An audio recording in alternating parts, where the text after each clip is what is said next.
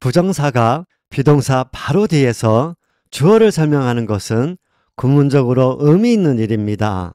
따라서 비투용법으로 부르기보다는 구문으로 보고 there 플러스 be 존재구문 하듯이 be 플러스 부정사 구문으로 부르는 것이 좋습니다.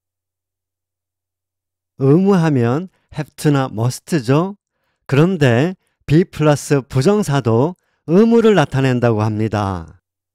의무뿐 아니라 목적 운명도 나타낸다고 하는데요. 정말로 이런 의미가 들어있는지 들여다보겠습니다. is to study, 공부할 상태에 있음. 잘 알고 계시죠? is to study는 주어가 앞으로 공부할 상태에 있다라는 말입니다. 바로 이어서 예문을 볼 텐데요. 주어가 누구냐? be 플러스 부정사는 주어가 중요합니다. 주어를 유심히 보세요. Students are to study English. Students are to study English. 의무의 비투용법. 학생들은 영어를 공부해야 한다. 보통 이렇게 해석하고 이렇게 배웁니다. 그런데 위 예문은 언뜻 보면 별 문제 없어 보이지만 부자연스럽게 들리는 말입니다. 주어가 문제입니다. 명사편에서 자세히 설명드리겠지만 a student의 복수는 students가 아닌 some students입니다. some을 써야 합니다. 무관사 students는 복수 형태이기는 하지만 세상에 존재하는 모든 학생, 즉 총칭을 의미합니다. 국어는 총칭을 단수로 표현합니다. 총칭의 students는 학생들이 아닌 학생으로 옮깁니다. 세상 모든 학생은 앞으로 영어를 공부할 상태에 있다. 위 예문은 이런 말입니다. 부자연스럽게 들리죠? 영어가 아니어도 세상 모든 학생이 공부할 상태에 있지는 않습니다.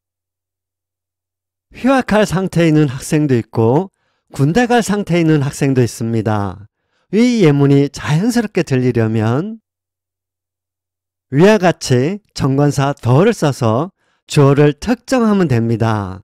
그 학생들은 공부할 상태에 있다. 영어 시험 점수가 낮은 그 학생들은 이라고 주어를 특정하면 자연스럽게 들립니다. 이 예문을 보통 의무의 의미로 해석하는데요.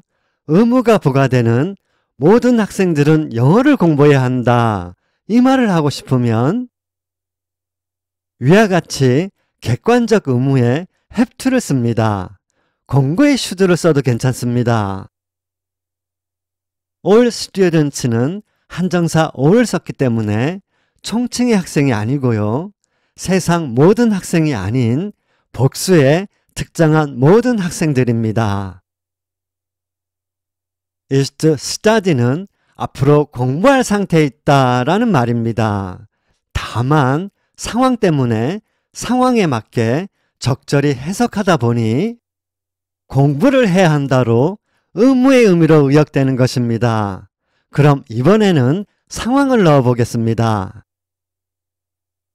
민호에게는 어린 여동생이 있습니다. 이름은 민지입니다.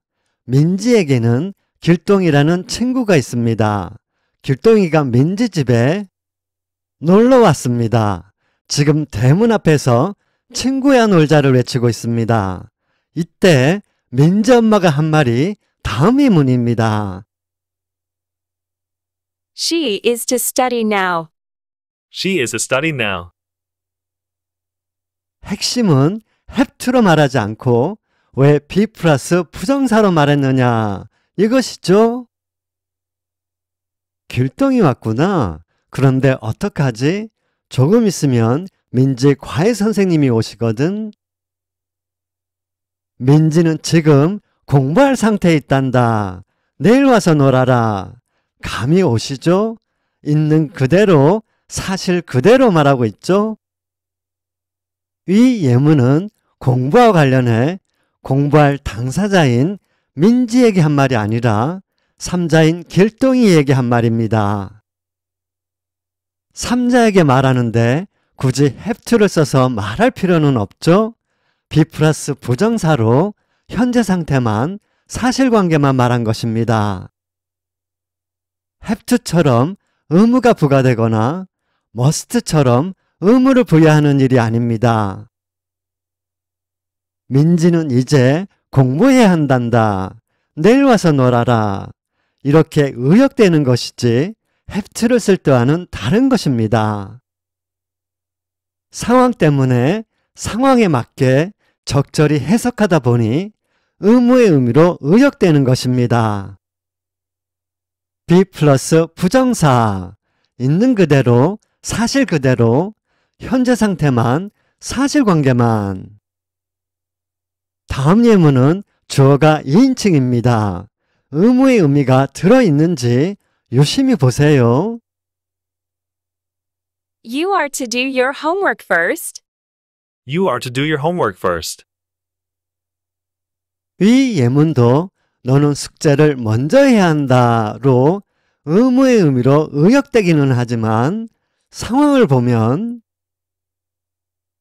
게임하고 있을 때가 아니라 너는 숙제를 먼저 할 상태에 있다. 그러니 숙제를 먼저 해라. 이런 상황이고 이런 말입니다. 매우 중요한 설명이 나옵니다. 집중하시고요. 이 예문은 주어가 2인칭 you입니다. 화자가 상대방에게, 당사자에게 직접 말한 것이죠. 화자가 당사자에게 직접 말하기 때문에 이때는 객관적 의무에 have to로 말할 만합니다. 그런데 be 플러스 부정사로 말했습니다. 왜 be 플러스 부정사로 말했느냐? 이것이 핵심. 의무냐, 의무가 아니냐, 이것이 중요한 것이 아닙니다. 해석이 어떻게 되든 해석도 중요한 것이 아닙니다. 중요한 것은 위 예문이 어떤 말로 들리느냐, 이것입니다. 여러분, 어떤 말로 들리시나요? 서법은 화자의 생각이나 감정을 나타내는 문법입니다. 생각과 감정은 주관적입니다. have to나 must는 서법과 관련된 말로 상대방에게 의무가 부과되거나 의무를 부여하는 말입니다. 부과되거나 부여하는 의무라서 have to나 must는 화자의 감정이 개입될 수 있습니다. must는 더 그렇습니다. 하지만 be 플러스 부정사는 화자의 감정 개입이 없습니다. 자, 그럼 위 예문이 어떤 말로 들리느냐? 감정 개입 없이 현재 상태만, 사실관계만, 너는 숙제를 먼저 할 상태에 있다. 이렇게만 말한 것입니다. 회사에서 김대리 그거 할 상태가 아니고, 다시 말해 그거 할 차례가 아니고 이거 할 차례야. 이렇게만, 딱 이렇게만 말한 것입니다. 요컨대 위 예문은 상대방에게, 당사자에게 지시하는 말입니다. 숙제를 해야 한다 보다 숙제를 해라는 말에 가깝습니다. 현재 상태만, 사실관계만 말함으로써 화자의 감정 개입 없이 상대방에게 지시하는 것입니다. 명령까지는 아닙니다. 객관적인, 사무적인 말로 이해하시면 좋습니다. 주어가 2인칭일 때는 어떤 말로 들린다? 지시로 들린다. You are to wait here until I return. You are to wait here until I return. 주어가 2인칭. 내가 되돌아올 때까지 여기서 기다려야 한다. 이렇게 의역되지만 위 예문도 상대방에게 지시하는 말입니다. 붙음에 to. 내가 되돌아올 때까지 너는 기다림에 붙어 있다. 너는 기다릴 상태에 있다. 이렇게 현재 상태만, 사실관계만 말하는 선에서 감정 개입 없이 지시하고 있습니다. 다음 예문은 주어가 3인칭입니다. 문장 내용을 유심히 보세요. All staff are to wear uniforms.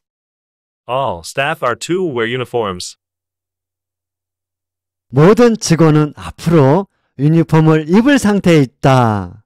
이 예문은 유니폼을 입어야 한다로 의무의 의미로 해석되기보다는 의무도 감정도 개입된 말이 아니기 때문에 더구나 다수의 삼자에게 공지하는 말이기 때문에 모든 직원은 유니폼을 입는다로 해석됩니다. 요컨대 다름 아닌 규칙을 말하는 것입니다. 현재 시제는 어감이 너무 강하고 have to는 다소 부담스럽고 must는 강제성이 엿보이고 규칙에는 be 플러스 부정사가 적절합니다. 영어도 사람이 쓰는 말입니다. 들여다보면 보입니다. 다음 예문도 글자 그대로 액면 그대로 보세요. If you are to be a doctor. If you are to be a doctor. 이 예문은 조건문입니다. 네가 의사가 될 상태에 있으면 이런 말이고요. 자연스럽게 해석하면 네가 의사가 되려면 이렇게 됩니다. to 플러스 부정사가 의도, 목적을 나타낸다고 하는데요. 상황에 맞게 적절히 해석하면 그만입니다. All people are to die sometime. All people are to die sometime. He was never to see his family again.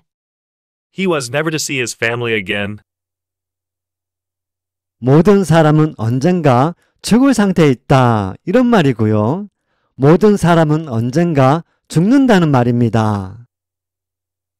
죽는 것은 모든 생명체의 운명입니다. 그렇다고 이것을 운명을 나타낸다고 하기에는 두 번째 예문은 과거 시제 문장입니다. 과거 어느 한 시점 이후로 희는 두 번 다시 가족을 못 볼 상태였다. 즉, 그 이후로 가족을 못 봤다는 말입니다. 못 본 것이 운명? 그럼 과거의 일은 모두 운명이네요. 그 이후로 가족을 못 본 것은 지금 시점에서 보면 결과적인 일입니다. This discovery was to have a major effect on the treatment of heart disease. This discovery was to have a major effect on the treatment of heart disease. 과거 시제 was, were 플러스 부정사는 과거 어느 한 시점 그 이후에 일어난 일을 말합니다. 치료제를 발견한 시점에서 보면 큰 영향을 끼침은 미래 일이고 지금 시점에서 보면 결과적인 일입니다. He was frozen to death. He was frozen to death.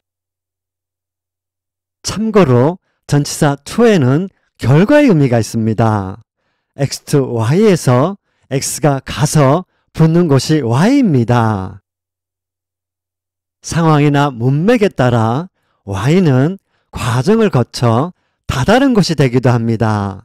결말에 이른 귀결을 의미하고 결과의 의미로 해석됩니다.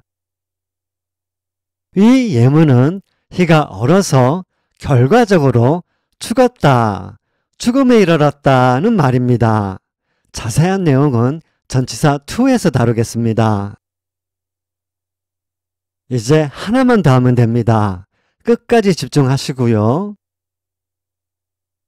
To be seen. To be found. To be heard. To be seen. To be found. To be heard.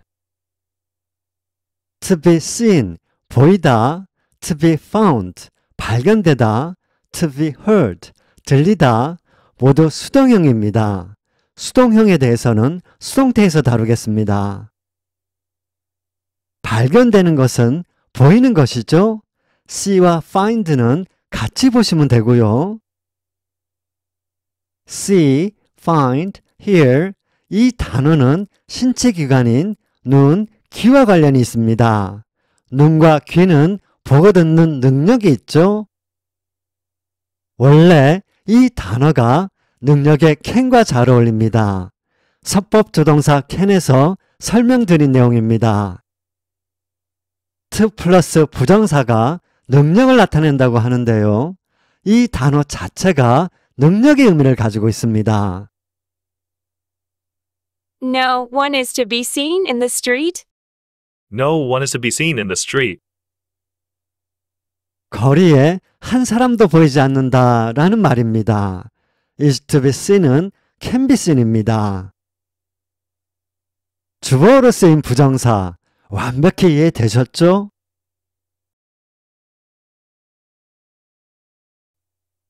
덮어놓고 암기하면 무슨 말인지 정확히 알지 못하고 다른 말과 구별을 못하고 응용을 못하고 잊어먹게 되고 또다시 하고 평생 악순환의 굴레를 벗어나지 못합니다. 가장 큰 문제는 감각이 길러지지 않는 것입니다. 문법은 인식의 문제, 영어는 감각의 문제, 생각문법책 뒷표지에 있는 문구입니다. 글자 그대로, 액면 그대로 보시라고 말씀드리는 이유는 인식할 수 있을 뿐더러 감각이 길러지기 때문입니다. 무슨 용법이라고 따지며 말할 수도 없고 말하지도 않습니다. 결국 남는 것은 감각입니다. 보면 그냥 느껴지는 것, 이것이 진짜 실력입니다. 한번 생긴 감각은 평생 갑니다. 부정사의 형용사적 용법으로 주보어로 쓰인 부정사를 살펴보았습니다. 이제 목적보어로 쓰인 부정사를 살펴볼 차례입니다. 부정사의 하이라이트, 원형 부정사가 나옵니다. 한 번쯤 들어보셨죠? 사역동사와 지각동사 다음에 목적보어로 쓰인 부정사는 to가 있는 부정사를 쓰지 않고 to가 없는 부정사, 즉 원형 부정사를 쓴다고 합니다. 당연히 이유가 있겠죠? 왜 원형 부정사를 쓸까요? 왜 쓰는지 이 또한 이유를 알아야 원형 부정사에 대한 감각이 길러집니다. 다음 영상도 기대해 주시고요. 시청해 주셔서 감사합니다.